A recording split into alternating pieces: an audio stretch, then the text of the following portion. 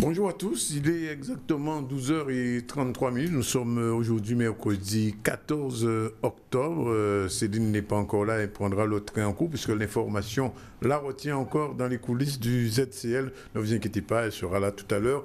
Elle viendra nous développer les titres de l'information. Information qui se résume aujourd'hui à une question sur le vieillissement de la population. On en parlera tout à l'heure avec Céline. Il y avait aussi, se tient en ce moment, un forum des associations d'étudiants et sur les métiers, sur l'avenir même de ces étudiants. Et puis, il y avait prévu ce matin, on va le dire, un lionnage entre le Mémorial Act et le ministre de la Culture, Fleur Pellerin. Ça devait se faire non pas physiquement, mais par visioconférence. Visiblement, les choses n'ont pas fonctionné. Et puis, je vous rappelle aussi, cette manifestation inédite, celle des policiers, ce qu'on appelle les Mamblots, eh bien, ils sont en ce moment devant même le palais de justice de Pointe-à-Pitre. Voilà un peu le sommaire très rapide de l'info, mais tout à l'heure, Céline viendra pour développer tous ces titres de l'information. Sinon, bien, aujourd'hui, on va recevoir deux personnalités. D'abord, Pascal Jarvis, qui est l'auteur de ce bouquin que j'ai en main, petit bouquin, mais qui est important, qui vaut son pesant de créole, on va dire. Molakol Moumaye, Pascal Jarvis, bonjour. Bonjour. Et puis, on va recevoir un peu plus tard M. Yves Tasso, qui est un expert en accessibilité des locaux. Vous savez qu'on souffre beaucoup ici, on, les personnes handicapées, de l'accessibilité. Et une loi a été votée là-dessus. Eh bien, Yves Tasso, qui est à l'origine de cette loi, de ce décret, sera avec nous au courant de ce ZCL. Donc voilà un peu, en gros, le sommaire des infos et du talk. On commence tout de suite avec le talk. Et nous a dit Pascal Jarvis, bien bonjour. Bien bonjour, M. Zandonis. Merci de venir, puisque vous mettez des mots, un bon livre, un livre qui est fondal. Non, c'est Molakol et Moumaye. Alors, les gens qui peut-être savent, qu'est-ce que ça veut dire Molakol et Moumaye? Explication. Alors, ce Molakol, c'est un mot neuf, en mettait des mots pour dire comme ça. C'est mot de liaison en français. Son mot là, connecteur, c'est ça. On connectait logique. Donc son mot là, qui permet de vous coller différents idéaux, différentes paroles on y a dit pour aider les gens à comprendre ça on y a dit plus clair. D'accord. Alors, je précise pour les auditeurs, téléspectateurs non créolophones, puisque tout le monde n'a pas parlé créole, tout le monde n'a pas parlé l'anglais, que ce livre il est bilingue, puisque son titre c'est Molakol Moumaye, mais aussi où l'utilisation des connecteurs logiques au quotidien dans le créole en Guadeloupe. C'est une véritable réflexion. Et l'auteur qui a beaucoup travaillé et qui propose un certain nombre de ces connecteurs va nous expliquer un peu sa démarche. Alors, qui j'ai en concevoir le livre là ça et pour qui vite? D'accord. Premier, il t'a envie de dire, le livre là paraît à la édition Nestor pour les gens comprendre et savoir où là pour y aller. Il chouque en Guadeloupe. Il chouque en Guadeloupe. Oui, dans l'esprit, moi, c'était important pour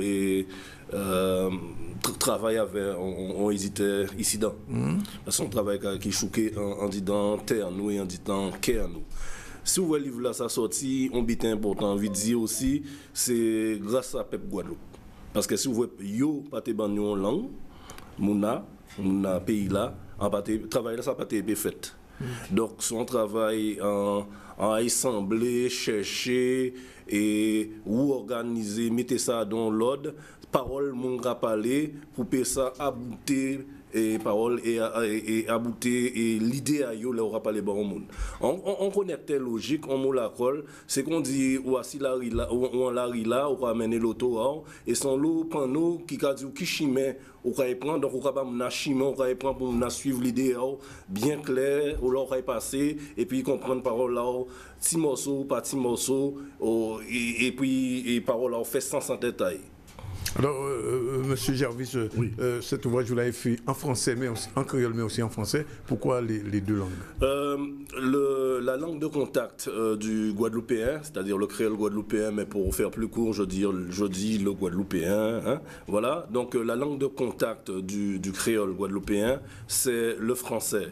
Deux choses. Qu'est-ce que vous appelez langue de contact? C'est-à-dire que ces deux langues se côtoient régulièrement et même s'en mêlent et s'entremêlent. Le but de ce travail était donc de mettre au clair le fonctionnement des connecteurs logiques en guadeloupéen et aussi en français. C'est un livre, alors pourquoi l'avoir fait? Parce que depuis maintenant... Comment dire, il n'y a jamais véritablement de vide. J'ai envie de dire qu'il me semblait qu'il fallait mettre au clair les choses pour donner plus d'aide efficace, fournir une aide plus efficace aux locuteurs des deux langues. Nous sommes locuteurs de deux langues, le guadeloupéen et le français. Ce qu'on appelle le bilinguisme.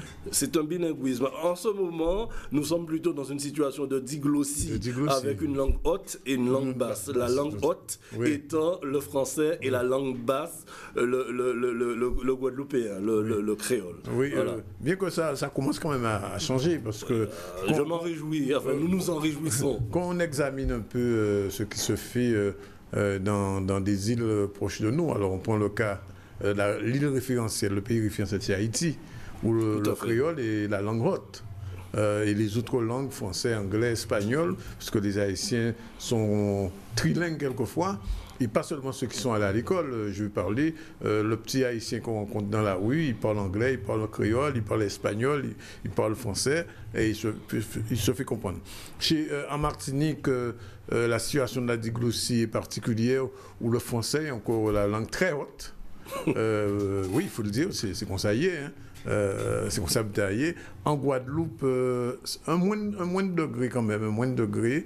La langue guadeloupéenne, la langue du guadeloupéen natif natal qu'on va dire, c'est créole, même si dans certaines administrations on parle encore le français. Alors, est-ce que dans vos recherches, vous avez dû j'ai envie de dire, exhumer des mots qui avaient disparu, ou les recréer, ou les réutiliser, les relancer, les recycler? 80% des mots sont des mots tirés de l'expérience populaire?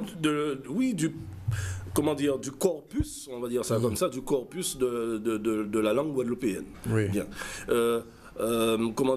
Beaucoup de ces mots tombent en désuétude, dans les 80%.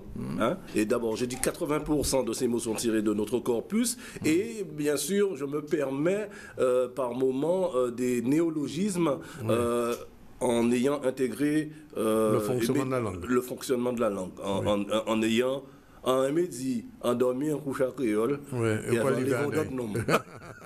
Et donc, je m'inspire du fonctionnement de la langue pour pouvoir créer de nouveaux mots, et ils passent presque inaperçus parce que, bien sûr, ils répondent aux logiques de fonctionnement de notre langue. Ça veut dire que vous avez particulièrement bien observé le fonctionnement de notre langue. À travers le dictionnaire. Moi, comment dire, en pays où parler guadeloupéen délai. Nous ni des jambes, exactement. Et pays là, et papillon là, ni des ailes. Aussi. Basté gante. En c'est mon gante, famille moi c'est mon moule, en c'est type grisé, et à ravisser basté. D'accord. Donc nous, voilà. Nous à toutes. Voilà. Alors, mais ça, sans envie de dire, non, mais franchement, quand vous venez ici, on a dit, mon ici, on a dit, merci, sinon ça n'a pas été fait.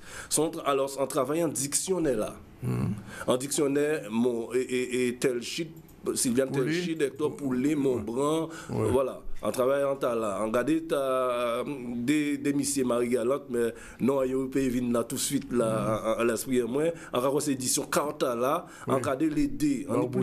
Oui, c'est voilà, Maurice, c'est ça, Maurice Marboutin. Voilà. Donc on travaille avec différents outils et ensembler ça, mettre ça dans l'ordre, en respecter un gris classique qui nie la cause, comprendre la conséquence, tout c'est bien ça. Etc. Etc. Tout à fait. Alors moi, on rapprend un petit exemple au dis-moi. Alors, si j'étais plus âgé, je lui demanderais sa main. Alors, si vous voulez, en t'es plus grand, t'es commandé, il maille. Bon, il est bon là, si vous voulez. Oui. Bon. Par contre, ça là, si qu'on dit à pas parler, en t'étant de parler, en bas, les gens savent l'été du bout de couler avant. Alors, si qu'on dit, c'est un mot où vous mettez en chercher ou bien son mot qui existe? Il a, c'est un mot à peuple là. C'est un mot à peuple là. Parce que néanmoins, qui a intéressé mon loi langue créole là, il y a un paquet dans ces connecteurs, c'est comme ça, des connecteurs, on pas gagné mes mots là, ces mots là. Excusez-moi, monsieur Zandon, est-ce que petit connecteur? Connecteur, même connecteur quand j'ai dit moi pour faire non, ça, mot la là, connecteur, on va mettre entre guillemets. Oui, on l'a dansé là, n'y a pas que nous pas connaître. Et c'est pour un dit monde qui pas ni livre là ça. Va rien l'air parce que tout ça y a dedans, ça fondamental, y compris pour Céline qui n'est pas créolophone mais qui comprend le créole, c'est un livre qu'il faudrait avoir lu, Céline. Oui, et c'est vrai que ça donne vraiment envie. J'imagine que c'est une bonne méthode pour justement se jeter dans le créole et l'apprendre. C'est un premier pas pour l'instant. Parce que là, bonjour monsieur. Ça va? Oui, on est en direct. C'est ça.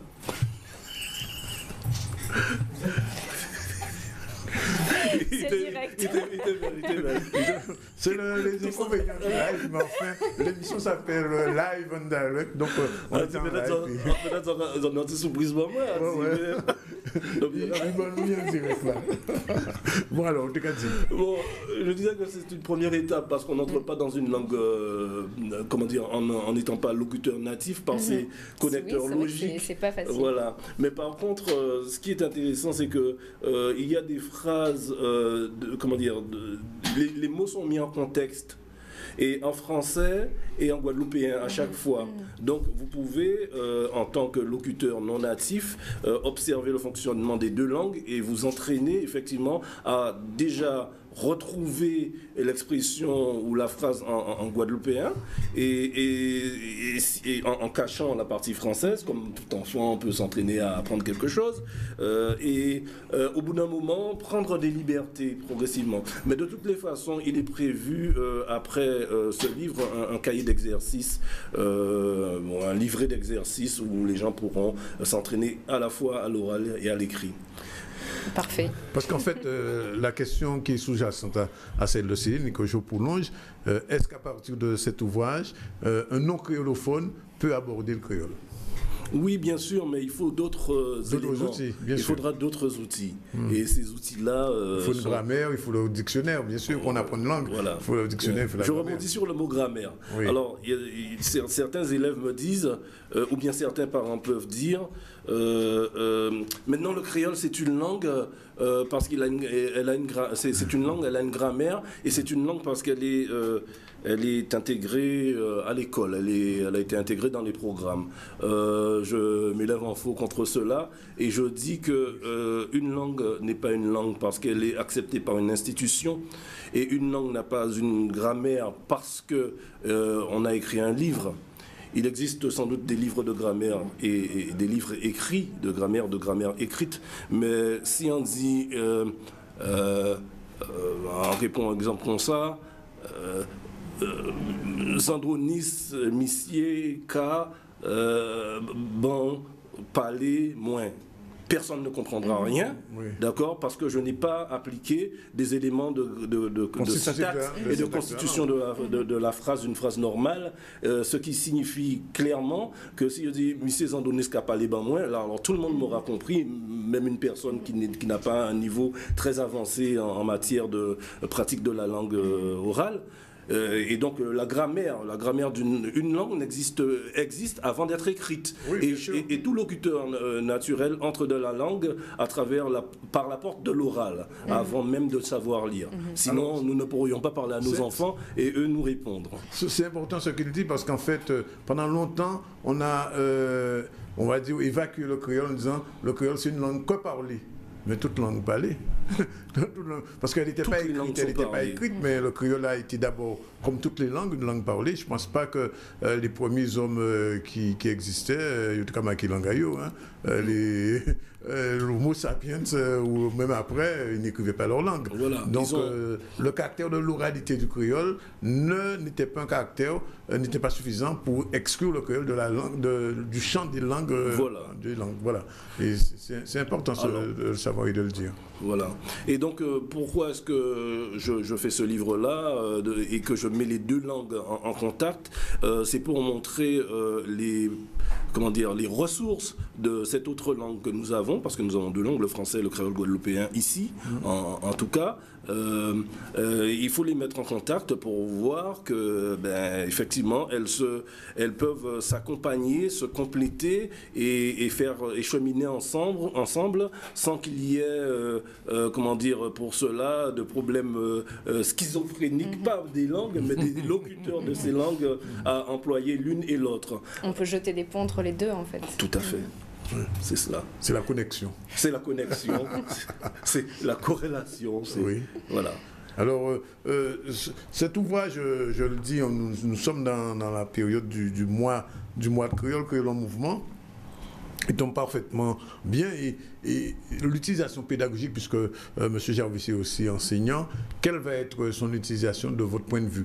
Parce que vous avez prévu de faire un petit livre à exercice pour moun qui j'ai encore vu, c'est via livre là ça dans l'école. Alors, ni nouveau parole qui a commencé à faire dans Creil et Carissol à professeur et créole, il y aura diront ça, et à présent, il faut monde qui rentre dans un cadence âgé. Donc, quand j'ai imaginé un loup, on ne peut pas dire en logé, mais découragé. Pour le premier livre qui a marqué, c'est ton livre à créole. C'est G créole, ça. Ouais. En toute langue, on va apprendre plus vite, on va faire mon jouer. On va faire des élèves à jouer en anglais, en son professeur anglais. J'enseigne l'anglais, mais j'ai une démarche particulière, c'est celle de partir du guadeloupéen, de la syntaxe et d'éléments de la langue pour amener les élèves à aller plus vite en anglais, parce qu'il y a beaucoup de ressemblances, mais ça fera l'objet d'une autre publication plus tard. Il y a une petite étude qui a été faite d'ailleurs sur cette question des ressemblances entre le créole, le guadeloupéen et la langue anglaise.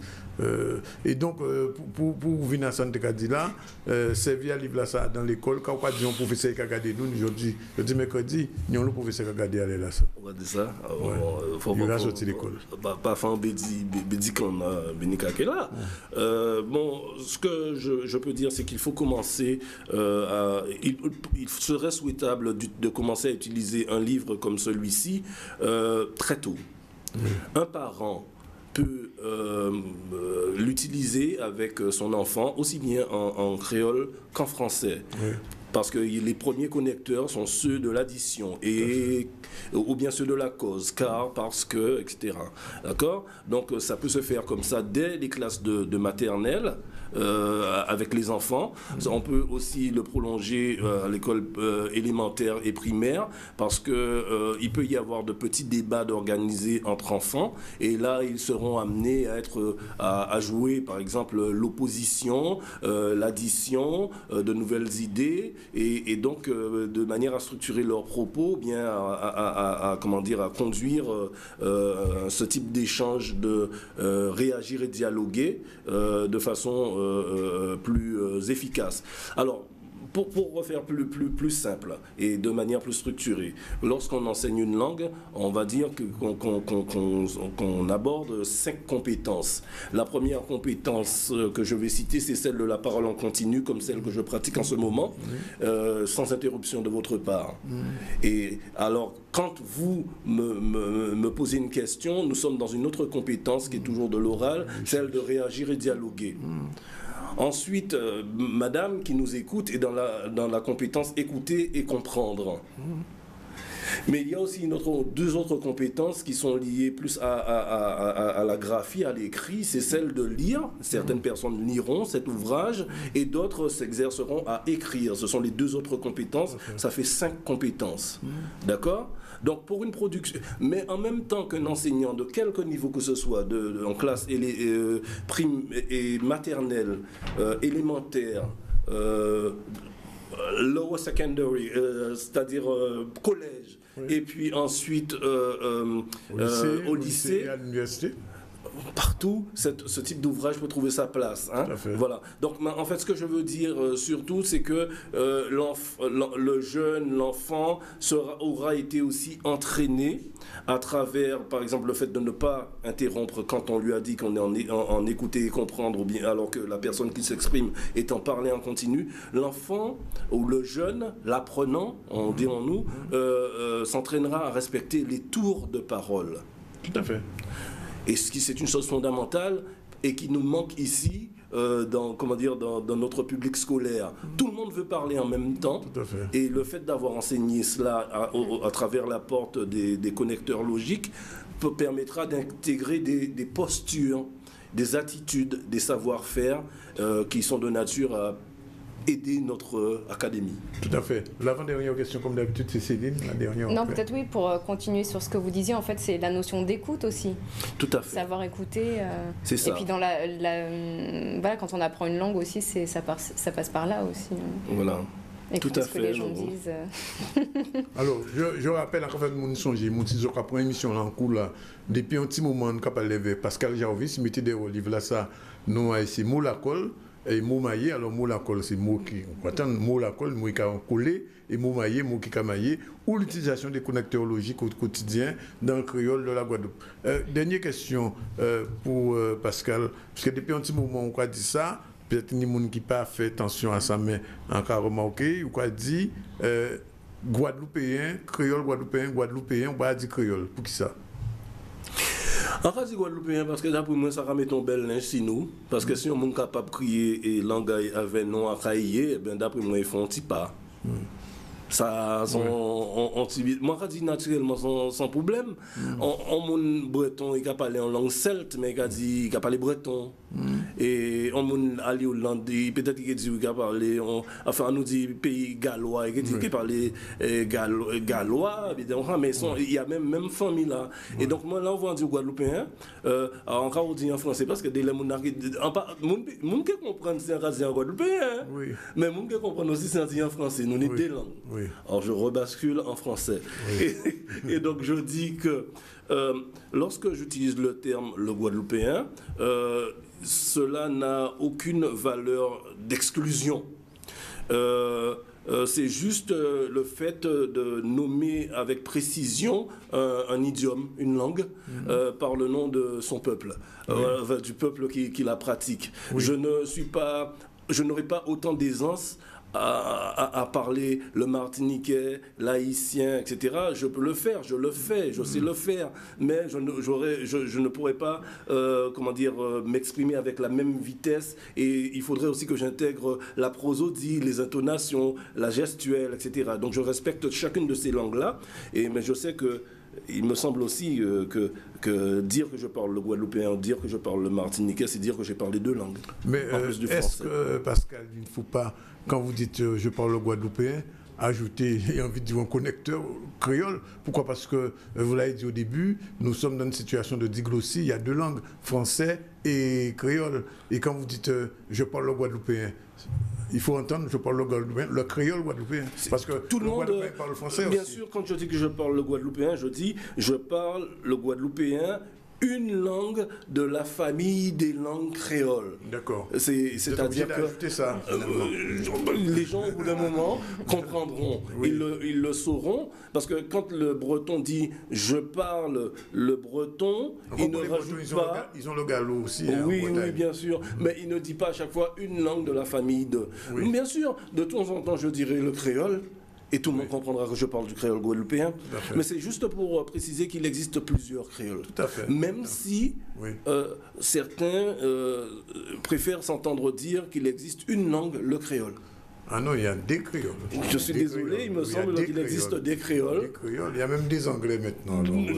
L'américain n'est pas... Moi, je pense que l'américain, au risque de choquer certains, serait comme une langue créole parce que pays de peuplement avec des influences de l'Europe de l'Est, l'influence des Noirs américains qui sont 65 millions à 70 millions, c'est-à-dire la population de la France, Et d'ailleurs, et qui alimente la langue anglaise américaine. Céline va me conforter. Je crois que si demain, vendredi, nous recevons quelqu'un qui fait une conférence sur le créole Jamaïcain. jamaïcain. Vendredi soir Broken à la English, comme on l'appelait médiathèque de jadis, Basse-Terre. et qui s'appelle, mais on dit maintenant le créole jamaïcain. Et quand je le dis à mes élèves qu'ils parlent le créole, les Jamaïcains, ils ne comprennent pas. Mais Oui. comment dire, bien, une collègue, Madame Armand, Marquise Armand, qui enseigne le créole à notre collège de Trois-Rivières, a organisé une conférence avec des intervenants de la Dominique, d'Haïti et de Guadeloupe, de Martinique aussi sans doute.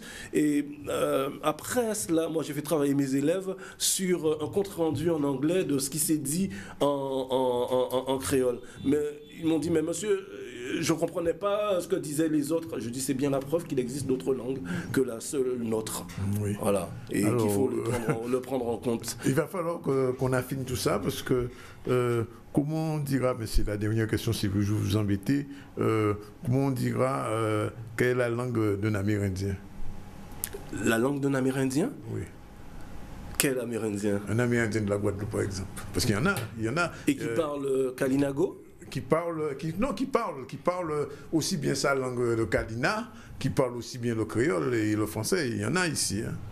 Et d'ailleurs, avec la proximité avec la Dominique, il y a beaucoup de Dominicains d'origine amérindienne Kadina qui sont installés en Guadeloupe. Et je dois parler créole Guadeloupe, Kadina, yo papedli et anglais. Alors, quand on va dire qu'il a parlé pour ça? Il a parlé plusieurs langues guadeloupéennes. Il a parlé plusieurs langues à Guadeloupe. Non, mais il y a une langue qui alors, on dit que notre langue est vernaculaire plus que dans la diglossie. Voilà. Oui, bien donc, sûr. moi, je considère que toute langue est véhiculaire parce qu'elle véhicule des ressentis, des sentiments, des sentiments, etc. Mais donc, si on parlait en termes de véhicularité et de vernacularité, on dirait que la langue du Kalinago, il n'aime pas dire, vous avez bien fait de dire, monsieur Zandronis, un Amérindien. Vous n'avez pas dit un Caraïbe. Ah non, il n'aime pas s'entendre dire. Je l'appelle pas Caraïbe. Au Caraïbe, ça n'existe pas. Donc, comme les Antilles d'ailleurs. D'accord. Voilà, je ne sais pas de quoi vous parlez précisément, mais je peux comprendre que vous faites allusion à quelque chose de particulier. Non, le terme anti, c'est un terme inventé pendant la colonisation. En tout cas, merci Pascal Gervais d'être venu.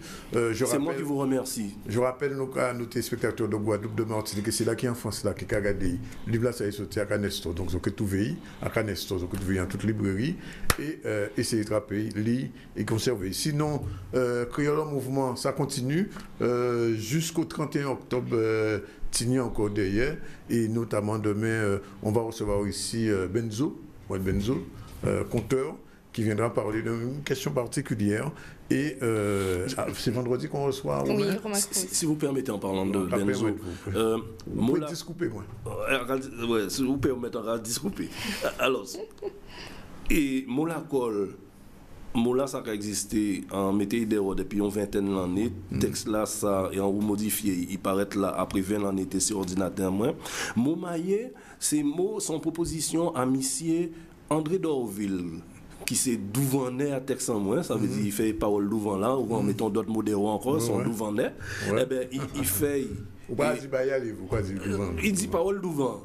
Alors, ce qu'on voit en douvant, on dit son douvanet. Il douvanet texte là. Regardez. On aura envoyé un bel bonjour bye. OK? Et aussi Benzo. Parce que d'avoir non épisode niveau langue on peut dire parce que on peut dire parce que on peut dire passe on peut dire c'est bien l'épisode niveau langue on peut dire pas d'avoir on peut dire d'avoir on peut dire d'avoir. OK, donc Benzo pas d'avoir l'envoi Benzo et livre la sortie Benzo voyait en force. D'accord. Donc on dit Benzo merci pour ça. Ah oui. Et demain qui dit ça non, il faut ça. Pas de problème, merci de venir et les gens qui prennent le livre là. Pas de ce jour là, c'est pour faire pour signature. Ni tout en programme. Alors, ce qu'on veut dire, ouais, si on va pas lancer là, et on a une page assis et qui n'a Facebook là, hein, assis Facebook, on a une page qui s'est pris nom avec nom en moins. C'est Laure Zafra qui a occupé des communications avec moi et dans l'équipe à Nestor, édition Nestor, qui sont équipes soudées, solides, c'est Liliane Desglaces. Liliane Desglaces. D'accord. Oui, Bel travail. Bel bonjour à Liliane Desglaces aussi. Et donc, qui donc, en TV dit, si mon envie savent là, en caïcan, café, et tout ça, décattement moins, et tout le reste, mais il y a qu'un liker. Page là, il y aura jamais, il y aura jamais page là, parce qu'il y aura jamais page là, il y a ça, bon, tel jour, tel jeudi là, en te marquant, on passe jeudi là, et en pour passer, après bon Dieu, si Dieu veut, en te pour passer là, il fait. Il fait, et qu'est-ce que vous faites? Merci de venir. Il va être 13h, il est tout à l'heure. Le temps des titres, et Céline qui a développé ces titres-là quand déjà, il y a un petit fouet tout à l'heure. Dans les titres, comment agir face au vieillissement de la population? Pour répondre à cette donnée démographique, la Caisse générale de sécurité sociale, très concernée par cette explosion à venir des retraités, a signé une série de conventions avec différents organismes. Nous ferons le point avec les acteurs de ces différentes conventions. Et puis l'Université des Antilles accueillait ce matin la 5e édition du Forum étudiants, métiers et carrières. Le rendez-vous co-organisé avec GBH vise à tisser des liens entre le monde estudiantin et le monde de l'entreprise. Et puis la Semaine Bleue, cette manifestation nationale dédiée aux personnes âgées, on en parle depuis lundi dans nos différentes éditions. À Basse-Terre, c'est la 10e édition de la journée fédérale des clubs des personnes âgées qui s'est ouverte ce matin. Danick, une trentaine d'associations étaient présentes à Basse-Terre. Voilà, on prend une courte page. On n'a rien dit sur la manif des Mamblots, des policiers. Oui, qui commençait ce matin. On aura les images ce soir dans le journal que vous présenterez sans doute. Non, pas ce soir. Ah, pas ce soir. Bien. On se retrouve tout à l'heure après la page de pub. Oui, pour le journal. Voilà. Merci, Monsieur Jarvis, et à très bientôt. À très bientôt, merci. Ici même. Merci. Merci, bien merci.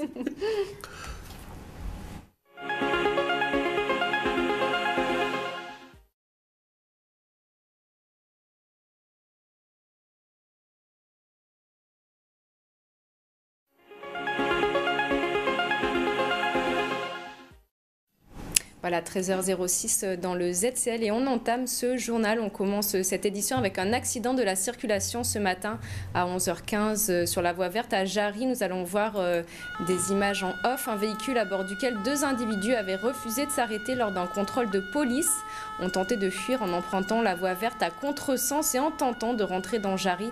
Une Twingo avec 2 jeunes gens à bord a été percutée très violemment. On va entendre le conducteur très choqué justement et victime de ce véhicule fou. On l'écoute. Je suis sur ma voie, je prends la voie verte pour aller vers Pointe-à-Pitre. Je roule à 50 à l'heure, 60 à l'heure et puis d'un coup, je vois une voiture sur une 407, Peugeot 407 grise qui fonce sur nous. Je ne sais pas quelle vitesse. Mais il venait à contresens? Oui, il venait à contresens, oui. Et au dernier moment, j'ai pu donner un coup de volant. J'ai attendu de voir comment le conducteur allait agir pour pouvoir donner mon dernier coup de volant, sauver nos vies. Et heureusement, j'ai réussi. Bon, malheureusement, la voiture est formée, ma femme elle est blessée. J'ai des petites blessures, bon ça va, je suis pas trop choqué. Mais bon, ça aurait pu être pire que ça et on aurait pu perdre la vie. Donc franchement, il y a vraiment quelque chose à faire au niveau de la sécurité. Moi aujourd'hui, je me retrouve dans un problème, je dois payer une caution maintenant à cause d'un autre. Donc franchement, non, faites attention sur la route. Et que voilà quoi, faut faire passer le message.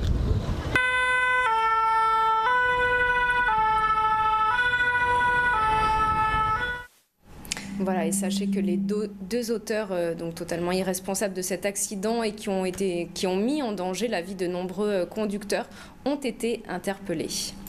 La Semaine Bleue, cette manifestation nationale dédiée aux personnes âgées et retraitées, on en parle depuis lundi dans nos éditions. Derrière les nombreux rendez-vous, il y a un vrai enjeu pour la société guadeloupéenne, c'est de parvenir à anticiper le vieillissement de la population. Pour les chiffres, je vous propose d'ailleurs d'écouter Patrice Richard, directeur de l'ARS. Il était notre invité hier dans le ZCL.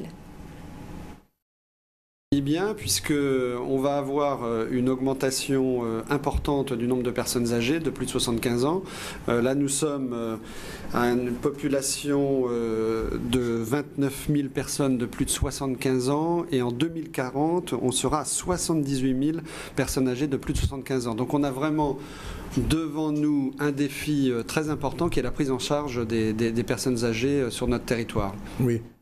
Voilà, et justement, pour répondre à cette donnée démographique, la Caisse générale de sécurité sociale, qui est très concernée par cette explosion à venir des retraités, puisque ça concerne directement son équilibre financier, a signé une série de conventions avec différents organismes. Elle faisait le point ce matin au Yacht Club à Pointe-à-Pitre. Voyons ces images. Elles sont signées de Harold Luce avec Grégory Laps. À mon avis, la Guadeloupe, et c'est l'esprit de cette journée, elle doit d'abord travailler collectivement sur le sujet.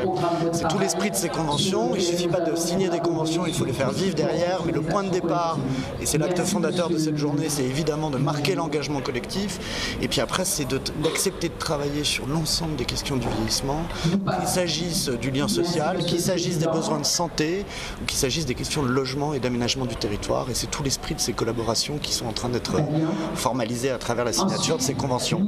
Il faut savoir que dans quelques années, dans une vingtaine d'années, la population de la Guadeloupe sera une population vieillissante. Donc nous allons multiplier par 2,5 d'ici 40 ans cette population. Donc il y a des mesures à prendre. Donc il faut anticiper sur ces problématiques de vieillissement. Ça veut dire l'isolement des personnes âgées, tous les maux de cette société dus au vieillissement. Donc nous sommes obligés d'anticiper. Donc c'est pourquoi aujourd'hui nous signons ces partenariats pour pouvoir mieux prendre en charge ces personnes âgées. Je pense que vous êtes prêts. Je pense que l'esprit est là. On le voit derrière moi à l'instant. Beaucoup de choses restent à faire. On ne part pas de rien non plus. La CGSS, de ce point de vue-là, a un rôle catalyseur qui est matérialisé aujourd'hui. Mais à votre question, je réponds très clairement, oui, la Guadeloupe est prête. Maintenant, il faut faire vivre l'esprit de ces collaborations et ça, c'est le temps qui le dira. Dans le plan que nous avons, qui s'appelle le plan Planir, c'est premièrement de savoir où sont les personnes âgées. Parce que ce n'est pas toujours évident de savoir où sont les personnes âgées. Donc nous avons maintenant mis en place un plan Planir qui permet de localiser l'ensemble des personnes âgées. Et à partir du moment que nous aurons localisé, donc il y aura une action de terrain pour aller vers ces personnes, parce qu'assez souvent, ces personnes ne viennent pas à la Caisse générale de sécurité sociale, ne viennent pas assez souvent dans les structures. Donc c'est nous maintenant qui allons vers ces personnes, pouvoir leur porter, connaître leurs besoins, savoir quelles sont leurs difficultés et répondre à leurs préoccupations. À Basse-Terre, c'est la 10e édition de la journée fédérale des clubs des personnes âgées qui s'est ouverte ce matin. Une trentaine d'associations étaient présentes. Voyons ce reportage signé Nicolas Hachi. Dans le temps de vivre de Basse-Terre, ça fait 14 ans que je suis avec eux. Et bien, je mets l'ambiance parce qu'il faut, surtout en ce moment, on n'a pas de jeunes, on n'a rien du tout. Alors il faut que nous, les vieilles aussi, nous donner l'exemple. Il y a des gens qui peuvent pas marcher, mais on est content d'être là aujourd'hui avec de Basse-Terre, notre ville de Basse-Terre, parce que je suis née à Basse-Terre. Je suis une Basse-Terrienne. Et je suis très fière d'être là aujourd'hui pour leur montrer l'exemple aux autres. Depuis plusieurs années, la Fédération des personnes âgées organise ce type de manifestation. C'est la 10e édition. Le président Agénor Thomas a sollicité la ville pour que ça se passe ici, à Basse-Terre, dans le chef-lieu. Moi, j'ai répondu favorablement parce que vous savez que Basse-Terre est exemplaire dans la politique qu'elle mène en direction des personnes âgées. C'est ici, à Basse-Terre, que nous avons initié des opérations un peu innovantes, telles que la carte Jouvence, et c'était normal que nous puissions accueillir toutes les associations de personnes âgées ainsi que les maires qui ont déjà participé à ce type d'édition pour que, à l'occasion de cette semaine bleue, nous mettions à l'honneur nos aînés parce que nos aînés jouent un rôle important dans la société, notamment dans la transmission des valeurs. On a besoin de ce lien intergénérationnel, notamment pour adresser un message à la jeunesse et puis aussi un message d'espoir pour faire en sorte que dans la société, tout le monde se sente bien. Chaque année, la fédération organise une journée dite journée fédérale. Voilà. Après la ville de Bouillante, qui nous a reçus l'année dernière, c'est la ville de Basse-Terre qui reçoit les aînés qui viennent des 4 coins du pays. Cette manifestation à caractère culturel, bien sûr, est organisée en partenariat avec la ville de Basse-Terre. Voilà. J'aimerais dans un premier temps remercier la ville de Basse-Terre, voilà, qui a tout fait, le maire a tout fait pour pouvoir nous recevoir. D'accord ? Elle a tout mis en œuvre et nous ne pouvons que nous exprimer heureux d'avoir tout à notre disposition pour que notre fête soit une belle fête. Mais c'est plus qu'une fête. Je dis que c'est la réunion de toutes et de tous ceux qui ont construit notre pays. C'est la réunion de tous les corps de métier, de toutes les catégories sociales du passé, celles qui ont pensé la Guadeloupe autrement. Donc, aujourd'hui, nous nous retrouvons ici pour, dans un premier temps, contribuer à la lutte contre l'isolement, d'accord, et permettre aux aînés de se sentir épanouis.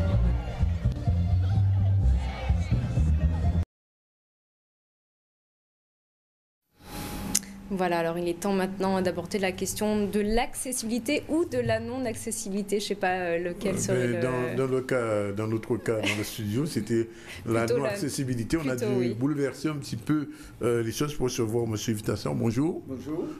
Alors vous êtes, je l'apprends, expert en accessibilité dans les lieux publics d'une manière générale. Alors, bien sûr, vous êtes handicapé des jambes, vous êtes en fauteuil roulant. Et vous êtes venu dans notre studio et c'est une bonne chose que les téléspectateurs voient réellement votre situation. Alors parlez-nous un petit peu de cette expertise. Eh bien, cette expertise, tout d'abord, passe déjà à travers le public, déjà d'avoir la première accessibilité, je dis souvent, c'est l'empathie. Si vous avez une empathie, vous savez vous mettre à la place de l'autre, là, vous commencez à comprendre ce que veut dire l'accessibilité. Et l'accessibilité aujourd'hui, c'est quoi? C'est le bon vivre ensemble. On en parle. Vous venez de traiter un sujet des personnes âgées. J'entends, il faut qu'on vive bien dans cette société. Mais aussi, si on cible que les personnes handicapées en matière d'accessibilité, on a tout faux. Parce que lorsqu'on parle d'accessibilité, c'est général. Parce que, je vous donne un exemple, le livreur qui traîne son diable, là, il est très content d'avoir un plan incliné. La personne âgée, son caddie, très content d'avoir ça. La femme qui a un bébé, le landau, très content. Donc l'accessibilité ne nous touche pas seulement nous, mais la problématique c'est qu'aujourd'hui, le monde évolue, il y a beaucoup de personnes en situation de handicap. Je dis bien en situation de handicap, il y a l'handicap lourd, mais malheureusement, il y a des personnes comme nous qui vivons aussi l'handicap. Cela ne veut pas dire parce qu'on a ce problème-là, forcément nos cerveaux sont dérangés. On a encore une lucidité, on a des projets et on a envie que cette société-là, cette fameuse société, ce bon vivre ensemble comprenne, qu'on puisse y accéder, y vivre. De plus, je le dis très clairement, il n'y a pas de restriction là-dessus. Aujourd'hui, beaucoup de personnes en situation de handicap ont un pouvoir d'achat. Il y en a qui créent des entreprises. Je viens de rencontrer un ami guadeloupéen qui a son entreprise ici et qui, malheureusement, est en colère vis-à-vis des pouvoirs publics sur le sujet. Aujourd'hui, il faut que la société guadeloupéenne évolue sur ça. On ne cache plus les personnes en situation de handicap aujourd'hui. Les personnes en handicap aujourd'hui ce sont des personnes, ce sont des citoyens comme tout le monde. On vote, on achète des voitures, on achète des frigos, on est là. Oui. On a envie de dépenser notre argent. On connaît aucun imbécile qui est revenu de l'au-delà pour nous dire qu'il y a une autre vie. Moi, j'ai cette vie-là, j'ai envie de profiter. Et aujourd'hui, des outils existent pour que notre société soit accessible au niveau de la conception des bâtis, que les archis et tout conçoivent autrement l'espace de vie, ce que nous on appelle l'espace de convenance. Il faut que ça bouge. Il faut que ça bouge. Oui. Voilà. Vous avez tout à fait raison. En fait, c'est du vivre ensemble. Quand vous parlez des femmes enceintes ou des livreurs, enfin voilà, l'accessibilité, ça concerne beaucoup de monde. Est-ce que vous pensez encore aujourd'hui justement les nouveaux architectes, les nouveaux bâtis, est-ce qu'ils sont encore pensés et raisonnés en fait pour des gens qui sont sur leurs deux jambes et puis en pleine fleur de l'âge? Eh bien, écoutez, je fais une petite visite, depuis que je suis ici, j'ai fait une petite visite sur la Guadeloupe. J'ai vu quelques bâtiments en construction, mais j'ai l'impression que ces gens-là ne savent pas que la loi Avions Février existe en matière du cadre bâti. Et puis pourtant, il y a des décrets qui sont sortis. Qu'est-ce qu'elle rappelle, la loi La loi dit il faut concevoir, en cas où vous venez de le dire, qu'aujourd'hui, on vit plus longtemps. On n'a pas besoin tous d'aller dans un EHPAD, on a envie de vivre chez soi aussi. Et en plus, la sécurité sociale qu'on en parle, aujourd'hui on a réduit le temps à l'hôpital de 2 jours. Le temps dans le centre de rééducation a été réduit. Aujourd'hui, on peut se soigner chez soi. L'hospitalisation à domicile est en forte croissance. Aujourd'hui, il y a des kinés privés, il y a des infirmiers privés. On vient à domicile vous soigner. Donc, il faut que les archis aussi se remettent en question. Parce que ces personnes-là, je le dis très sincèrement, je n'ai pas la langue de bois, ils ont l'impression que l'on apprend leur travail. Mais non. il y a eu plusieurs décrets qui sont sortis. De 2006 à 2008, 2009, il y a eu plusieurs décrets qui sont sortis autour du cadre bâti qu'il faut concevoir pour qu'on puisse vivre de manière confortable chez soi. Tout bâtiment public, quel qu'il soit, doit être accessible à tout le monde. Tout bâtiment public doit être accessible. Dès qu'on reçoit du public, nous aussi on fait partie du public. Dès qu'on reçoit du public, il faut que les bâtis soient accessibles, mais attention, l'accessibilité ne touche pas. Parce qu'on a tendance, quand on parle d'accessibilité, se poser un plan incliné et un ascenseur, et ça y est, c'est fait. Même en posant le plan incliné et l'ascenseur, il y a des règles. Il y a des règles d'usage. Parce que nous, on appelle ça... Et de sécurité, de toute manière. Et de sécurité aussi à respecter. Donc l'accessibilité aussi, c'est la communication, l'information. Tout ça, ça fait partie de l'accessibilité. Donc il faut que dans les accueils, par exemple, pour faire tout simple, une personne déficiente auditive arrive dans un accueil, comment vous allez l'accueillir? On n'a pas besoin d'accueillir tout le temps avec un bic et mettre en avant l'handicap de la personne. Aujourd'hui, il y a des outils qui permettent très naturellement d'accueillir la personne comme une personne, je dirais, normale. Oui. Hein? Donc, il n'y a aucun problème. Les déficients visuels, il y a plusieurs niveaux de déficience au niveau de cela. Ben, il y a encore des outils, des moyens pour permettre à la personne de devenir tout à fait autonome, parce que la loi de 11 février 2005 ne parle pas d'aide humaine, hein, on parle d'autonomie. Alors, j'entends beaucoup de gens parler, comme ça on va les aider. Non, non, non, non. C'est de l'autonomie d'abord il faut apporter, et dans les cas les plus difficiles, là on va penser à l'aide humaine. Mais c'est d'abord de l'autonomie qu'il faut apporter. Et c'est possible, c'est tout à fait possible à l'heure que je vous parle. Alors le combat que vous menez, qui découle de votre expertise, est-ce que vous sentez que des choses commencent à avancer, à bouger en Guadeloupe, quand vous faites un petit peu, j'ai envie de dire, le tour du propriétaire, entre guillemets? Écoutez, non, je ne vais pas être si dur que ça. J'ai été sensible, je ne vais pas faire la publicité pour personne, mais quand les choses bougent quelque part, il faut oser le dire. Moi, j'ai vu Petit-Bourg faire un effort énorme sur le sujet. Oui. J'ai vu Petit-Bourg. Mais à part ça, les autres communes, bonjour. C'est franchement, je leur demande, est-ce qu'ils pensent, est-ce que ces maires, ces responsables politiques pensent à un moment qu'ils ont des citoyens en situation de handicap dans leur commune? Mais franchement, mais ça mérite franchement de se pencher là-dessus, parce que on est en retard. En Guadeloupe, on est en un retard énorme sur le sujet, parce que les gens se réveillent maintenant. Alors, on a fait la loi, on a fait l'ordonnance de septembre 2014 sur l'ADAPT. L'ADAPT, c'était le 27 septembre dernier. Et aujourd'hui, j'ai rencontré quelques communes. Il y en a beaucoup qui ne savent pas qu'il fallait faire l'ADAPT. Il y a beaucoup de commerçants qui ne savent pas qu'il fallait faire cet ADAPT. Donc, ils sont en retard. La plupart des bâtiments publics et de loisirs ici ne sont pas conçus pour les personnes en handicap. Je ne sais pas si vous voulez aller au cinéma au Rex demain, je ne sais pas comment vous ferez, par exemple. Je dis aux personnes handicapées qui m'écoutent, il faut savoir qu'on a une loi, aujourd'hui on a une loi qui, je ne dirais pas qui nous protège, mais qui nous donne des droits. Oui. Qui nous donne des droits, parce que c'est la loi de 11 février d'égalité des droits et des chances. Moi, je reste au niveau d'égalité des droits. Eh bien, aujourd'hui, si on n'est pas satisfait, si on se sent discriminé, parce qu'on considère que c'est une discrimination. Si on se sent discriminé, on a le droit de porter plainte. Et j'en suis sûr qu'ils gagneront vis-à-vis de ça, parce qu'il y a une loi pour ça. Mais justement, est-ce que c'est pas... Enfin, je me fais un petit peu l'avocat du diable, mais est-ce que c'est pas des plaintes qui vont rester un petit peu lettres mortes? Est-ce que vraiment les pouvoirs publics, enfin la justice, elle fait avancer ces dossiers véritablement? Il faut savoir quand même, cette loi de 11 février 2005, elle ne s'est pas sortie dans un chapeau. C'est une loi universelle, hein. D'abord, c'est une loi que l'ONU a votée. On a demandé aux États membres de l'appliquer. Et on a eu la chance que, à l'époque où existait M. Chirac, cette loi est sortie de la période de M. Chirac. Et puis, ça a été amendé. Il y a des choses, des apports que le législateur a intégrés. Mais que je trouve que c'est une loi universelle. Ce n'est pas que le fait de la France. Qui n'est pas appliquée, puisque tant de lieux publics restent inaccessibles. Écoutez, j'ai été dans pas mal de pays. Hein. J'étais en Suède, j'étais en Danemark, j'étais en Espagne, j'étais en Angleterre, en Écosse. Bons élèves et mauvais élèves. Attendez, ça a bougé. Sinon, en plus, nous, je parle pour la Guadeloupe, notre PIB tourne autour du tourisme. Attendez. Je pense quand même qu'il y a un effort à faire, puisque je vous dis, ce sont des gens que... Et de toute manière, il y a des accidents tous les jours.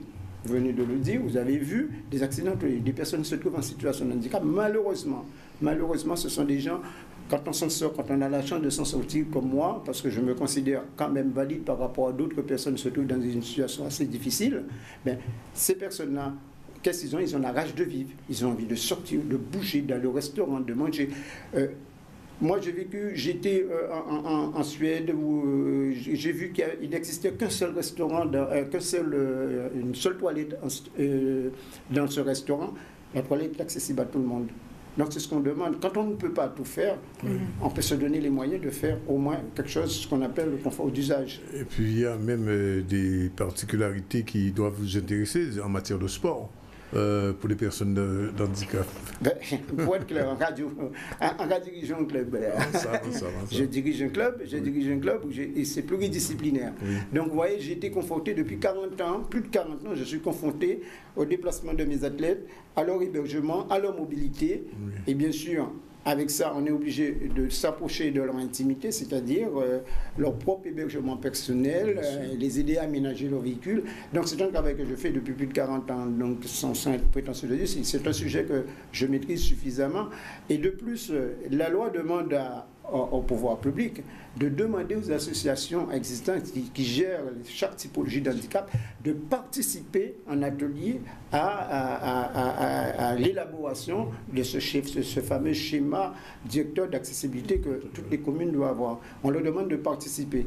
Mais j'ai l'impression ici qu'on décide d'abord et après on appelle les personnes en situation de handicap.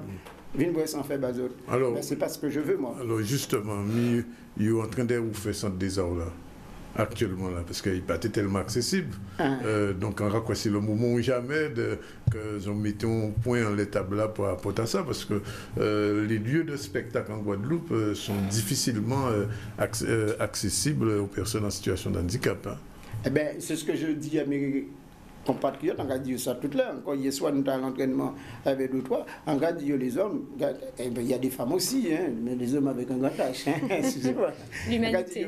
Mais de temps en temps, nous avons bougé à effet. C'est ce qu'on a fait, ce que j'ai fait dans ma région, dans la région toulousaine où je suis.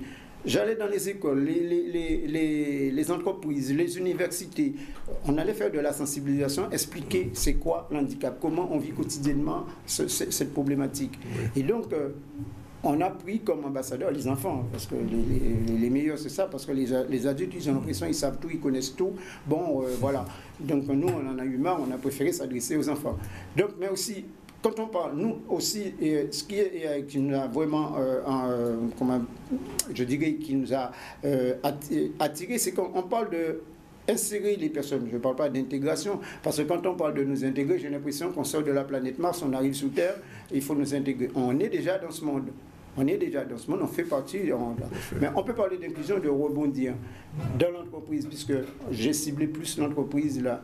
Mais dans l'entreprise, quand on arrive dans une entreprise, il faut qu'on puisse pouvoir aussi aller au petit coin. Il faut qu'on puisse aller au réfectoire, il faut qu'on puisse bouger à travers le bureau. Mais je ne suis pas sûr que toutes les entreprises guadeloupéennes appliquent justement ce pourcentage réservé aux personnes en situation de handicap. Ça, en plus, c'est un combat aussi à mener, qui se mène. C'est un combat à mener, mais c'est un combat que je dis à mes compatriotes qu'il faut se le prendre en main. Oui. Vous avez, ils font du sport. Le sport, c'est un vecteur, je dirais, ça rend très visible les personnes en situation de handicap. Je veux dire, justement, utiliser cet outil-là, aller vers les gens, en parler, faire des démonstrations dans les entreprises et tout ça, sensibiliser-les pour que ça puisse bouger. Ça bougera, ça marchera, parce que ça n'arrive pas qu'aux autres. Moi, je dis, c'est un accident que j'ai eu, et la plupart des garçons et des filles qui étaient avec moi hier soir, c'est ça. La plupart, ce sont des accidents. Ça n'arrive pas qu'aux autres. Mais le problème qui se passe, c'est qu'aujourd'hui, en Guadeloupe, j'ai l'impression qu'on a une vision médicale toujours de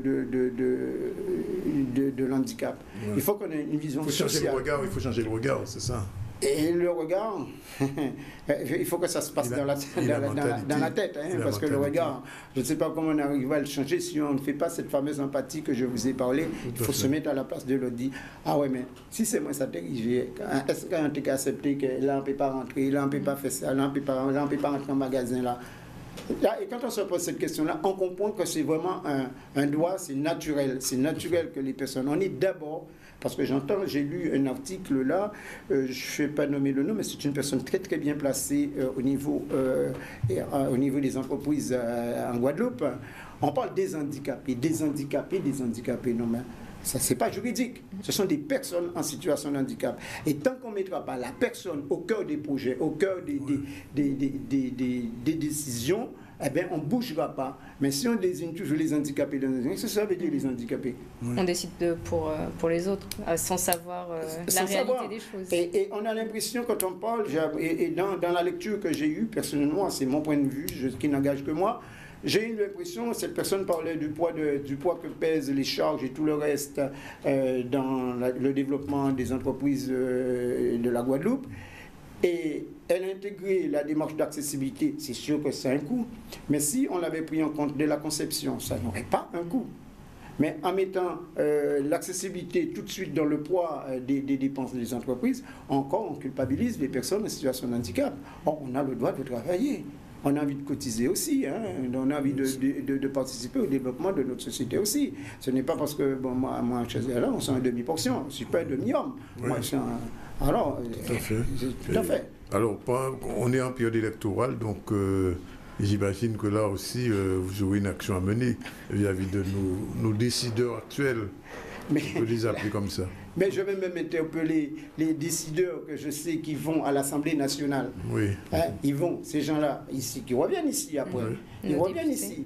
Oui. Et dans leur discours, il y a quelques fois que j'ai entendu, je n'attends pas vraiment une stratégie forte, une volonté politique forte pour pouvoir intégrer l'accessibilité dans leur démarche. Je n'entends pas ça. Et ces personnes-là vont en France assez souvent défendre les intérêts de la Guadeloupe. Ils voient très bien qu'il y a un mouvement en France dans ce domaine-là. Donc, c'est à eux aussi de prendre leurs responsabilités. Hein. Mais écoutez, on vous remercie. On remercie Jean-Luc de nous avoir aiguillonné et permis de venir ici en direct dire ce que votre ressenti. On l'a bien entendu, nous. J'espère que les gens qui nous regardent et qui sont informés de cette question aussi changeront. Comme vous dites, non pas le regard, mais peut-être la mentalité, cette question d'empathie. En tout cas, on est très sensible à cette question et on a été vraiment très content, heureux de pouvoir vous donner la parole. Et je le dis encore, je vous remercie Jean-Luc. Voilà. Et si vous avez besoin que je vous aide à aménager le studio, vous m'appelez. Ah ben, on y pensera qu'on fera le prochain studio. On appellera l'expert. Absolument, on fera appel à votre expertise et ça c'est certain, on le retient. Et la directrice de la télévision de la chaîne vous entend en ce moment, je pense qu'elle y pensera. Voilà, juste une page de pub, peut-être une brève avant. Une brève, on peut parler du SIAG qui informe qu'au Gosier, plus précisément à Bas-du-Fort, Montauban, Poussette et Route des Hôtels ainsi qu'au Bourg, la distribution de l'eau est très perturbée.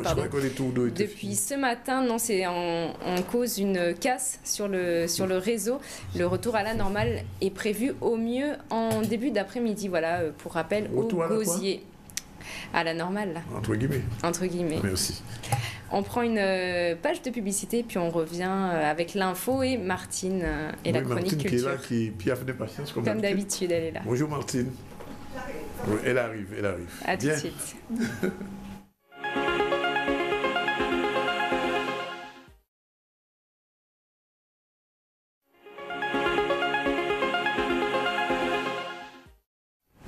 Voilà, 13h37 dans le ZCL. L'information continue en attendant de retrouver Martine qui nous a rejoint. L'Université des Antilles accueillait ce matin la 5e édition du Forum étudiants, métiers et carrières. Le rendez-vous co-organisé avec GBH vise à tisser des liens entre le monde estudiantin et celui de l'entreprise. Près de 80 sociétés de Guadeloupe ont répondu présent ce matin. Il y avait du monde. Voyons ce reportage signé Yanis Pequigno. Métiers et carrières est destiné aux étudiants de l'enseignement supérieur. Donc, d'une part, pour venir à la rencontre de professionnels de différents métiers, du droit en passant par l'économie, sciences, technologie, l'ingénierie, l'informatique, la télécommunication, etc. Donc, pouvoir échanger avec des professionnels pour se faire une idée concrète des métiers et connaître les moyens d'y parvenir et d'y accéder. On a aussi proposé en première partie de ce forum une conférence sur découvrir son excellence, identifier son potentiel pour réussir en s'épanouissant. parce que beaucoup d'étudiants manquent de confiance en eux et ne savent pas comment s'y prendre pour y arriver. Et puis bien sûr, l'élément fort de ce forum, c'est la rencontre avec les DRH, les responsables de ressources humaines sur les stands pour la présélection pour des stages. Je pense que c'est une très bonne initiative parce que de nos jours, les patrons et les jeunes, il y a un petit fossé. Il n'y a pas de contact en fait. Donc avec ce genre d'atelier, c'est plus simple, c'est mieux. On peut connaître les patrons, discuter, savoir comment ça se passe, avoir un aperçu de la vie en entreprise. C'est toujours un plus parce que de nos jours, les jeunes et le travail, ça fait deux en Guadeloupe. Alors aujourd'hui, c'est la 5e édition du Forum des métiers que nous organisons depuis que nous avons créé la fondation UAG-GBH. C'est la 5e fois qu'on va voir les jeunes. L'idée étant de dire que quand vous êtes jeune, vous n'avez pas toujours une vision claire de l'orientation que vous voulez avoir plus tard.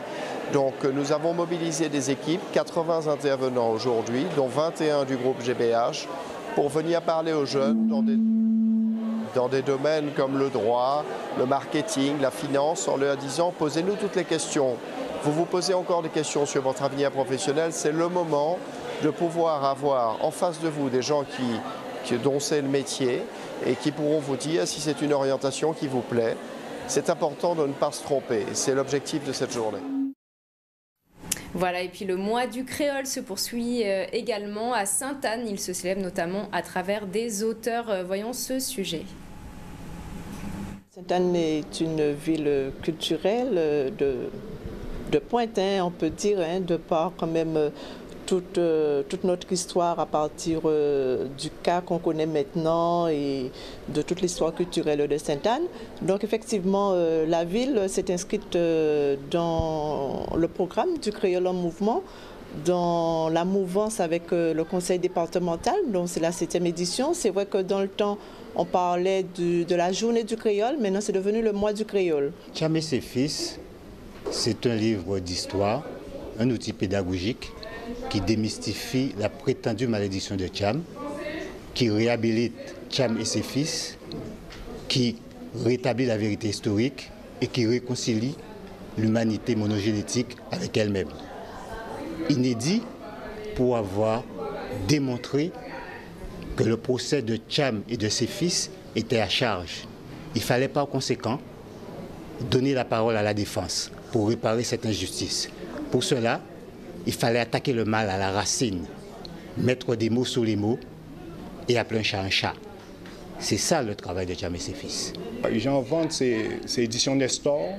Et en cas saluer en passant M. Guillaume Titiana aussi, qui m'a une très belle préface en livre là. Donc nous avons roulé ensemble, c'est bon, c'est même combat là aussi, c'est-à-dire c'est l'identité, c'est remettre l'histoire, la vérité historique, c'est ça certainement. Et donc nous avons roulé ensemble, c'est les éditions Nestor. Livre là, Jacques Van, en librairie. Bon. Et nous avons signé Guillaume Titiana et puis moi-même, nous sommes ensemble, mercredi 14, ici dans même, pour... Nous parler dans les images et beaucoup quand parler, nous j'étais assis, j'en sais mon vivre tous les jours, donc à dire vivation à yo, dans mais c'est l'habitude à yo. Alors nous faisons l'entour. C'est pour dire nous fixons une période d'avoir on peut pas c'était que vraiment j'ai continué là juste demain matin.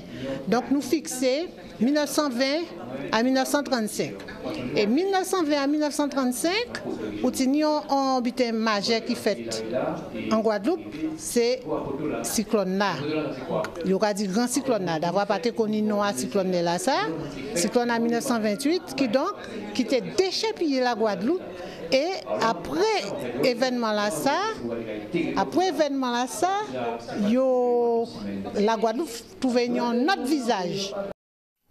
Voilà, et pour faire la transition vers la chronique culturelle de Martine, sachez qu'il y a encore une très belle soirée en perspective autour du 7e art avec le Festival international du film des droits de l'homme. Ça se passe à la médiathèque du Lamentin d'abord avec à 19h un film éthiopien suivi d'un débat, et puis au Memorial Act à 19h le film de Black Panthers avec un débat par la suite avec Steve Gadet de l'Université des Antilles et de la Guyane. Voilà Martine, on vous lance le relais à présent. C'est pas mal, c'est même sympa. Oui, bonjour, merci Martine. beaucoup. Merci beaucoup Céline. Il est pressé. Bonjour Céline, bonjour, les femmes d'abord. Oui, bonjour Martine. Danick. Et merci d'être revenue. Oh ben, je t'en prie. Vous nous avez manqué, Martine. Ah mais c'est tellement gentil. S'il n'en tenait qu'à moi, je viendrais 2 fois par semaine. Ben, tenez à vous. D'accord, ben c'est dit. Céline, tu as entendu? On prend le parti. On prend le pari. Ce sera toujours avec plaisir, Martine. Oui. On prend le pari, mais ça sera sans doute autre chose que la culture. J'ai tellement d'autres choses dans mon sac à main. Je sais bien. Voilà. D'ailleurs, j'ai pas voulu venir incognito, mais ça aurait pu. C'est la frime là. C'est la grosse frime. Mais non, ce sont des lunettes de vue. Ce sont des lunettes de vue. Non, je ne les mets pas. Ouais. Donc vous accepterez, chers téléspectateurs qui me regardez aujourd'hui, que je cligne un peu des yeux parce que j'ai oublié mes lunettes. Sans doute chez un client qui s'est dit « Ah, la jolie paire de lunettes toute neuve, je me les garde. » Enfin bref. Elles sont pas à sa vue. Elles sont pas à sa vue. Mais bon, tant pis. Il va avoir quelques problèmes. Il va avoir quelques problèmes. En attendant, moi, ça me gêne bien, mais je suis ravie d'être là, de retour aussi, parmi vous. Et pour ça fait combien de temps que vous n'êtes pas venu, Martine? Ça fait un mercredi. Et je pourrais en dire autant.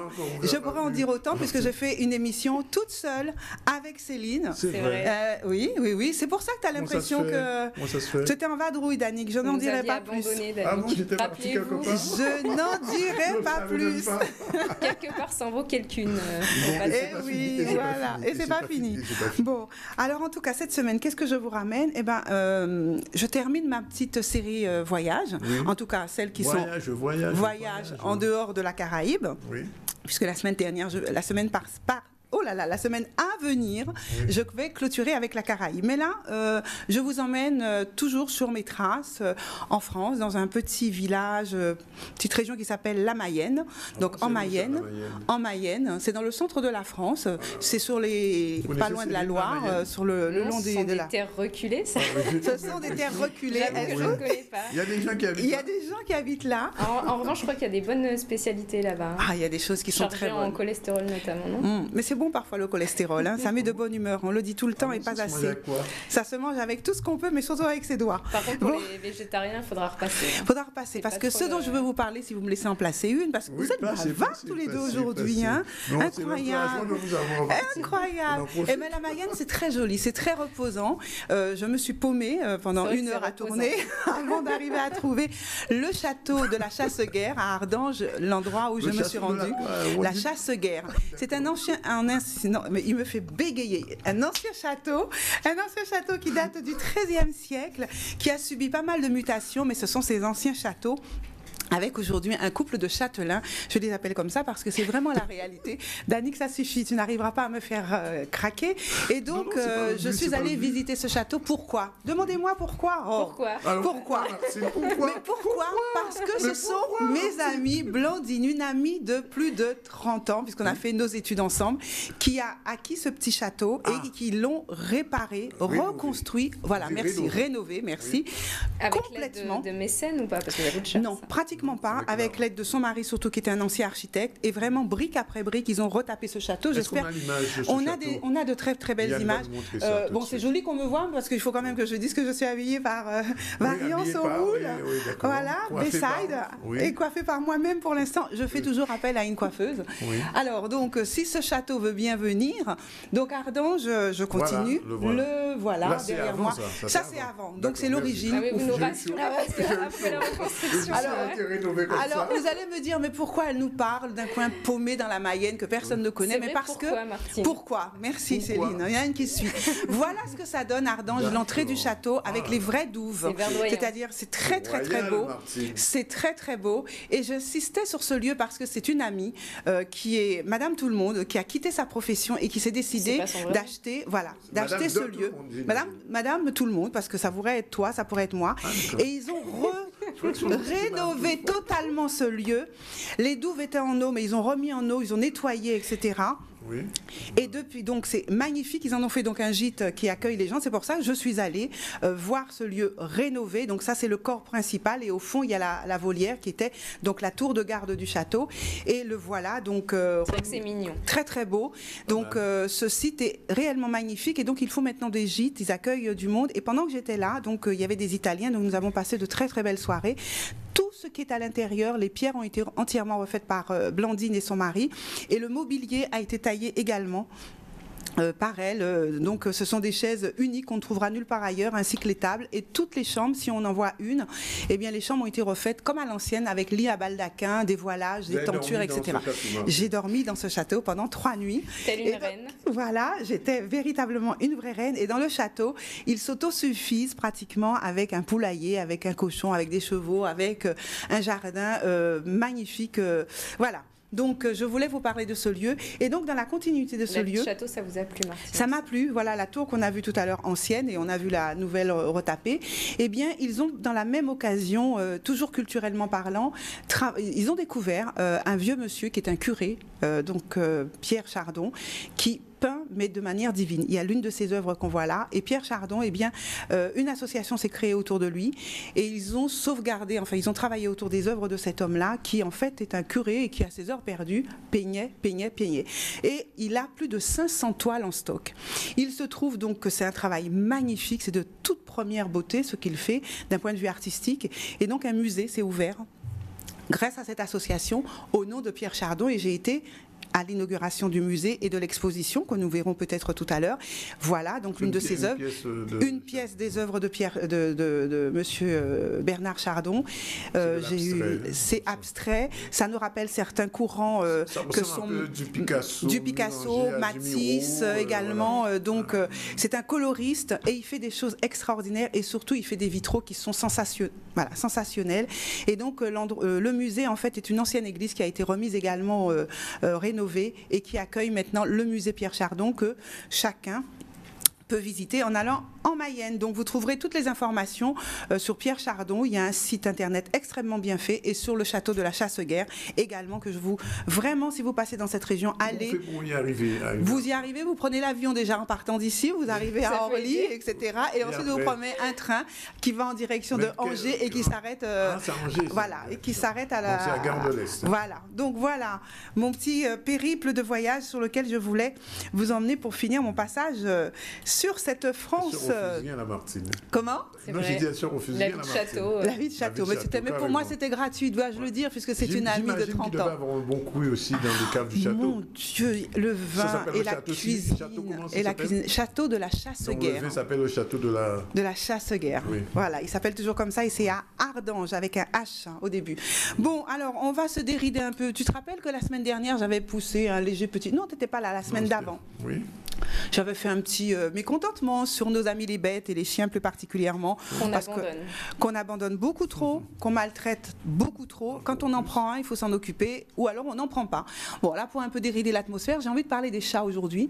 Mais bon, il n'y a pas grand-chose à dire sur les chats, sinon qu'ils aiment bien se la péter et ils ont le sourire facile. Et donc, je vous ai fait une petite sélection de Happy Cat, des chats heureux. Regardez celui-là, est-ce qu'il est facho? D'accord. Ah, c'est un chat, celui-là. C'est un chat à sa papa. Et celui-là, il est pas beau. Enfin, ce sont des chats heureux. Non, ça, c'est une chatte, ça. Bon, je sais pas, mais celui-là, il est ahuri. Moi, ça m'a fait hurler de rire quand j'ai préparé l'émission. Je me suis dit, il faut que je partage avec tout le monde. Tu vois? Non, là, j'ai pas eu besoin de les chatouiller. Mais franchement, ce sont des chats feutrés. Tu vois, ils sont vraiment à l'aise dans leur basket. Et celui-ci, on ne sait pas si c'est entre rire et grimace, mais ce sont des chats qui méritaient le détour. Et je me suis dit, je veux vous faire partager ça pour montrer que les animaux peuvent être aussi drôles, amusants et heureux. Avec vous, Martine. Avec moi, oui, on s'amuse à tous les instants, ça c'est sûr. Donc c'était les Happy Cat, merci à eux et j'espère que vous serez heureux.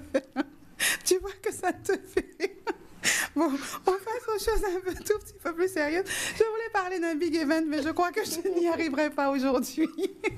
Bon, ce que vous ne savez pas, derrière votre écran, chers téléspectateurs, c'est que en face de moi, j'ai un Danick complètement complètement hilar. Une Céline qui essaye de se tenir. Céline qui essaye de faire la distinguée journaliste, mais il parvient difficilement. Donc c'est compliqué. Oh, je dis pas mignon chat. Bon, allez, le big event de la semaine, eh ben, on en a déjà un petit peu parlé, on revient dessus. Le créole en mouvement, évidemment les chats parlent pas créole, mais ceci étant dit, tu vas en parler, eh ben c'est très bien. Moi je reviens pas. Voilà, je voulais juste en dire 2 mots pour rappeler quand même que c'est la 7e édition de cet événement. Et pourquoi big événement? Parce que vraiment beaucoup de communes de la Guadeloupe sont associées à ce créole en mouvement. Alors faut te dire en créole, Martine. Ben faut te dire en créole, mais créole à moins pas à monter monde, il pas à monter monde, mais en même temps là on a dit mon habitant à voyer. D'accord. Parce que nous avons accepté, si on est étranger, vini pas parler l'anglais correctement, etc. On trouve que c'est un joli accent. Mais nous, si on fait une petite faute, oh mon Dieu, mais quand il arrive, ou pas t'es là, t'es là, en frigidaire là, ou pas mon ici, on a toujours une critique. Donc, dans ce créole en mouvement, eh bien, d'après moi, il faut nous apprendre à respecter nous et à apprendre à accepter ça nouiller. Ça, chaque monde, ça et accepter l'autre. Aussi. Et ça serait la meilleure des choses que ce créole pourrait nous apprendre, c'est accepter. Si on n'a pas parlé, Jean n'a pas parlé. On n'a pas conseillé au petit livre là ça. Mais j'en ai, c'est qui ça? Créole, Pascal Jarvis, c'était invité à nous aller là. Le petit livre, il n'est pas gros. Ah, il n'est pas gros, mais il est solide. Il est bon, bah alors, ok, moi. Oui, qui est bon. Jarvis, Pascal, est-ce que tu peux m'envoyer un petit bouquin, s'il te plaît? Merci. Oui. Voilà. Fais le message. Nous que mon œuvre. C'est ça. 7e édition donc, de ce créole en mouvement. Et donc, avec plein de dates, du 1er au 31 octobre, je vous ai dit que j'allais cligner des yeux. Affichage de proverbes en créole. Du 1er au 31 octobre, ça c'est à Beauport, pays de la Canne, donc vous pouvez y aller jusqu'au 31 octobre, donc ça peut être sympa de voir tous nos proverbes acceptés. C'est ouvert le week-end. Voilà, c'est ouvert le week-end, de 9h à 17h tous les jours. Et il y a, parmi tout ce que j'ai retenu, il y a aussi quelque chose que je trouvais qui était intéressant, je vais vous le donner tout de suite, si ça veut bien venir, si ça ne vient pas c'est tant pis. Du 12 au 18 octobre, c'est en ce moment. Animation découverte de légumes, de fruits pays. C'est un panier créole. Donc, on va vous l'expliquer en créole. On va vous donner pas mal de choses dessus. Mais c'est pour les écoles maternelles et primaires de la ville du Gosier. Voilà, ils vont apprendre les noms des fruits et légumes de la Guadeloupe en créole. C'est bien ça aussi, non? Oui, voilà, parce qu'il y a des différences entre la manière de le dire en créole guadeloupéen, créole martiniquais ou pour le même légume, chayotte, chouchine, etc. Voilà. Comment on dit pomme cirette en créole martiniquais? Non. Jujube. Eh bien, c'est comme ça qu'on le dit en Afrique. Aussi? Bon, allez, donc le mois du créole, vous le savez, c'est partout en Guadeloupe avec des dates, avec des initiatives, c'est tous les jours jusqu'au 31. Donc autour de chez vous, près de chez vous, il y a forcément quelque chose qui se passe. Allez-y, voilà, profitez de ce mois. Il y a des gens qui ont travaillé dessus et moi, la prochaine fois, c'est le petit coup de gueule pour dire respecter travail professionnel. Mais on va y arriver. Voilà, c'est mon avis. Le buzz de la semaine, je vous en ai parlé tout à l'heure. Alors, c'était les chats qui sont passés tout à l'heure, c'est fait. Et ça, c'est fait. Ah non, mais j'ai encore mieux derrière. Vous savez ce que c'est qu'un buzz maintenant? Oui. Je n'ai pas besoin de vous apprendre, un buzz, voilà, un truc qui part en vrille. C'est le tam-tam médiatique. C'est le tam-tam médiatique, c'est plus le téléphone rouge ni arabe, il faut éviter de dire ça, mais c'est le buzz. Il y a une autre mode, très tendance, moi j'aime bien les modes aussi tendance, c'est le hipster. Ah, mais ça, il est pas nouveau, il est même. Eh oui. Il est en perte de vitesse. C'est un peu en perte de vitesse, c'est vrai, mais chez nous, c'est pas tellement arrivé. Donc, si ça devait arriver en Guadeloupe, on serait tout à fait au début de la vague. Donc, j'ai trouvé celui-ci tellement beau avec ses petites clochettes et ses petites boules de Noël. Noël, là, non? Lui, il est en mode Noël. C'est un hipster de Noël. C'est un hipster de Noël. Alors, le hipster, c'est adieu les bobos, place au hipster. Voilà, on peut se la faire féminine. Donc, c'est une manière à la fois bobo, branchée, tendance, un peu grunge de s'habiller. Alors il y a un code très particulier pour être un hipster vraiment branché, donc on ne fait pas n'importe quoi. N'est pas hipster qui veut d'ailleurs, on ne s'invente pas hipster. Déjà les lunettes d'Annie. Il y a aussi la barbe qui doit se porter fleurie. Alors fleurie au sens propre et figuré, puisque parfois on met des fleurs, on met des boules, on met des rouleaux également pour l'entretenir, mais il y a aussi la tenue. Alors savez-vous que nous avons des hipsters chez nous qui sont extrêmement connus? Alors on va les voir tout à l'heure, il y en a un ou deux qui sont dans cette catégorie et on ne le savait pas. Mais eh bien désigné oui, comme tel, désigné comme tel, ou autoproclamé. Donc l'habit, le chapeau font parfois le hipster.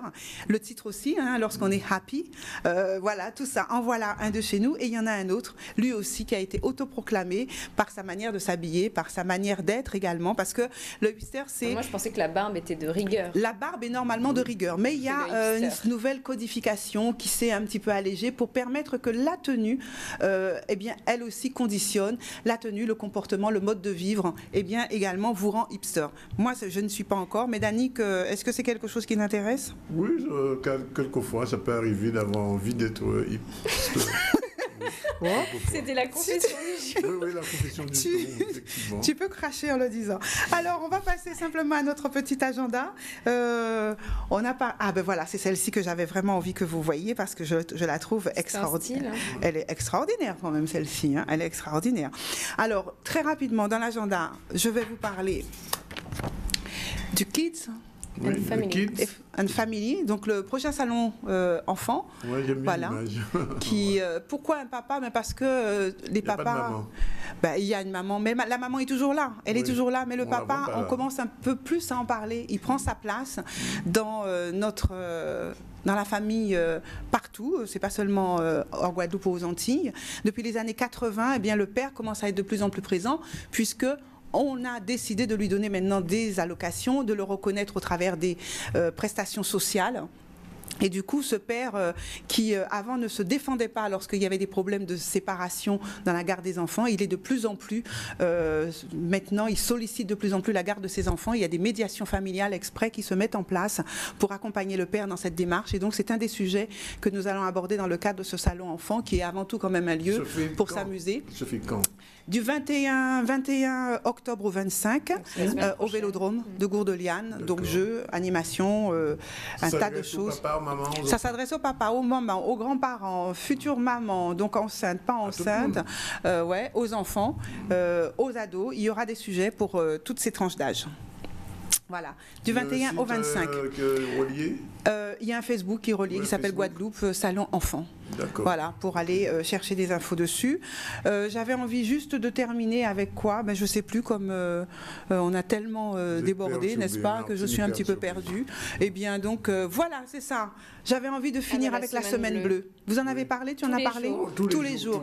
C'est notre thématique. C'est super, c'est super. Eh bien, donc, la semaine bleue, je n'en dirai pas plus. Tu avais montré l'affiche que je trouve très, très belle, très originale. Voilà, senior créatif à tout âge. Et là, je trouve que cette affiche, elle est très rigolote, elle est très créative et je trouve qu'elle avait intérêt d'être vue. Donc 12-18, la semaine bleue est partout. Et moi, dans ma famille, j'ai ma tante qui a 80 et quelques années. Je lui fais un petit coucou parce que peut-être qu'elle regarde et elle va visiter des gens plus âgés qu'elle. Quand même. Voilà, elle fait sa semaine bleue. C'est tout pour aujourd'hui? C'est tout pour aujourd'hui. Pas de cinéma? Mais vous avez promis de faire gagner les tickets de cinéma. Mais c'est à cause de toi, d'abord et d'une. Je voulais dire qu'au Salon de l'Enfant, il y aura une nuit du cinéma à l'ouverture le 21, soirée cinéma. Et surtout qu'il y a le festival du film d'animation en ce moment, donc au Moule, un peu partout en Guadeloupe. Donc là aussi, vous pouvez aller sur le site du 1er au 31 octobre. Le festival du cinéma. Festival du cinéma, du film d'animation. Et du film aussi. Du film des droits de l'homme. Des droits de l'homme. Voilà. Et la dernière, voilà. Ce soir, il y a Black Panther, c'est ce soir ou demain? Ce soir à 19h. Voilà, avec un débat. Et ma dernière image, c'était pour savoir si vous reconnaissez le titre de ce film. Vous m'appelez 06 90 13 70 73. 2 places de cinéma sont pour vous au Rex pour la séance de votre choix. 06 90 13 70 73 pour gagner 2 places de cinéma. Un film mythique. Oui, je ne vais pas dire. Bon, ne dis pas. Ne dites pas. Voilà, je n'ai rien dit. On a terminé avec 10 minutes d'avance. On gagne. Il est 14h presque. Incroyable, j'aurais pu continuer à parler. Oui, il n'est que 14h02 aujourd'hui et on remonte la note finalement. Merci en tout cas d'être avec nous tous les jours du lundi au vendredi avec Céline, quelquefois avec Martine, avec Karine, avec Catherine, nos avocats, les avocats de demain qui seront là, s'ils ne sont pas en grève.